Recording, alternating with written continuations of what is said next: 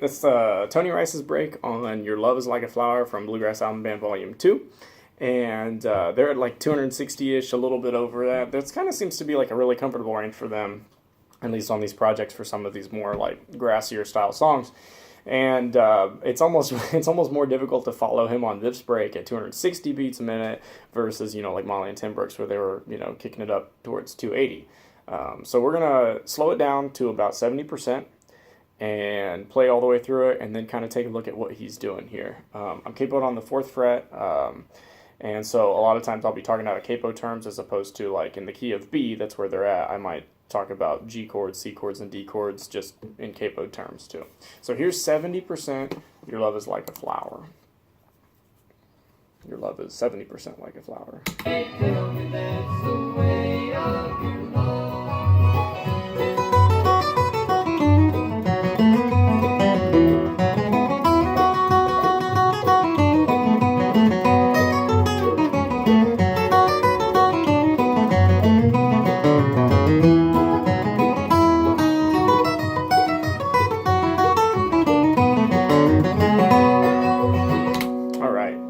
So that's 70%.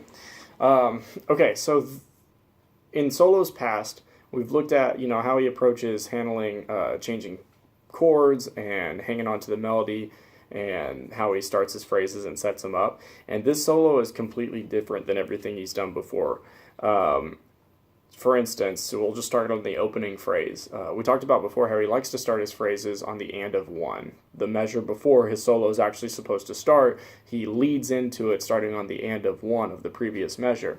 In this case, he doesn't do that. He still sets himself up by almost a whole measure, but instead of the and of 1 hanging on that D like he likes to do, he starts way up high on the E string on that G note, or capo G note. And he starts on beat 2 instead of 1. So there's no real syncopation that happens there. There's going to be some syncopation that happens later on just as the licks kind of naturally lay, but his entrances are almost always on downbeats in this one. So he sets it up. Okay, that takes us through the first chord change, so we have 2 measures of G. So that first phrase, it's very G to C, that's how it feels. But if you think about what the melody's doing during that first phrase, it kind of throws a lot of questions out there. It was spring when you whispered these words, dear. So, okay, that's more or less what the melody's doing. But he starts on this high G.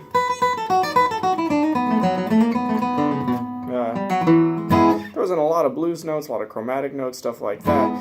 He doesn't follow the melody at all. If you think about it,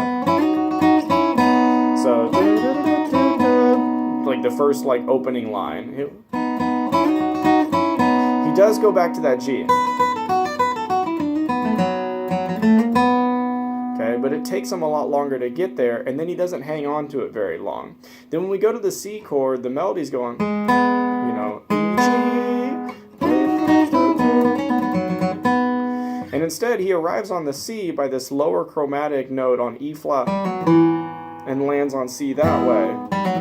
That's how we know that we're in the key of C, or that we're under that chord change. We're on the 4 chord. But the melody doesn't do that. That's the one note that the melody, you know, he lands on the one note that's not the melody there, and it's just kind of weird. But he follows the contour of the melody line, and he does this throughout the solo without really hanging on to the melody almost at all.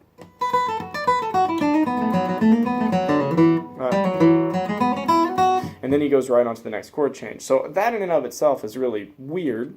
I feel like, you know, if you go to a jam or whatever, and you're just rocking out on those kinds of blues licks, the kind of the way that he does, a lot of people would start like, you know, giving you the kind of like, what on earth are you doing kind of thing, why are you shredding right now? But the way he does it while he's following the contour of the melody as opposed to following the melody notes, he does it really well. Okay, so we've done the first phrase.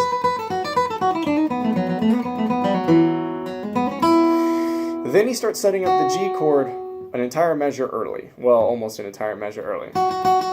He hangs on that. We're still on the C chord when he sets that up. So we'll take a look at the second half of the phrase. Okay, again, you know, not really following the melody very well.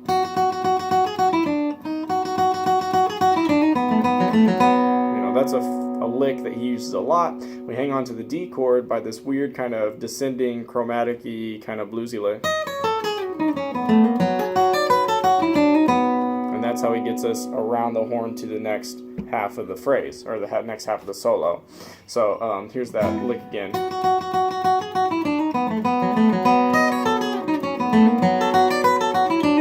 You know, and even over that D chord, that's all blues that's all G blues.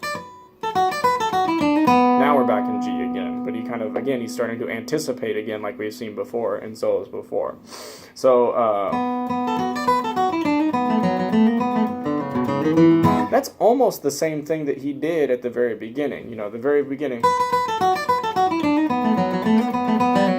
Okay, that's how he got from 1 to 4 at the very beginning. Now we're in the second half of the entire solo.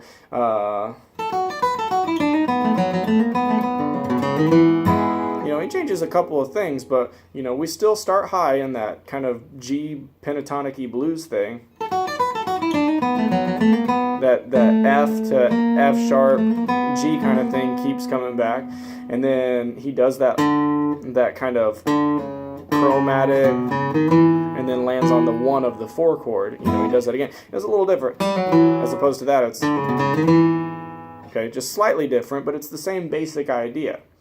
Okay, so he kind of mirrors himself there, which is kind of neat. And then he kind of does the same thing. He lands on the C chord.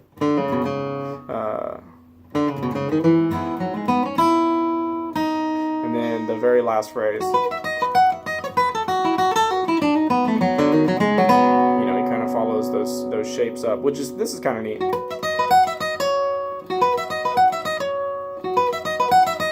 And then he shifts back. Ends with that G run. So yeah, he's again, it's very bluesy, it's very shape oriented, and it follows the melodic contour, and he does a good job of kind of, you know, giving the listener a taste of kind of how a phrase works, and then expanding on that. So he'll revisit stuff that, you know, studying jazz and stuff like that, you know, the whole like, hey, this wasn't a mistake because I'm repeating it kind of thing. And so he's done that here again. So we're going to listen to the whole thing again at 70% just to kind of see how all this fits together, and then hopefully you can hear how he's anticipating some chord changes, or how he's following melodic contour without actually like landing on the melody notes, and then how he's like mirroring himself. So here we go. This is Your Love Is Like a Flower, again at 70%. Tell me that's the way of your love.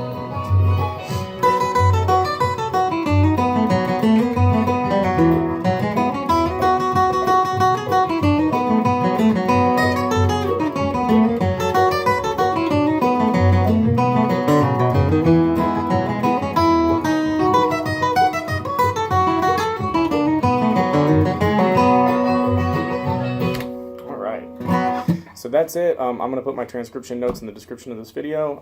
Hope you found this helpful, or interesting at least.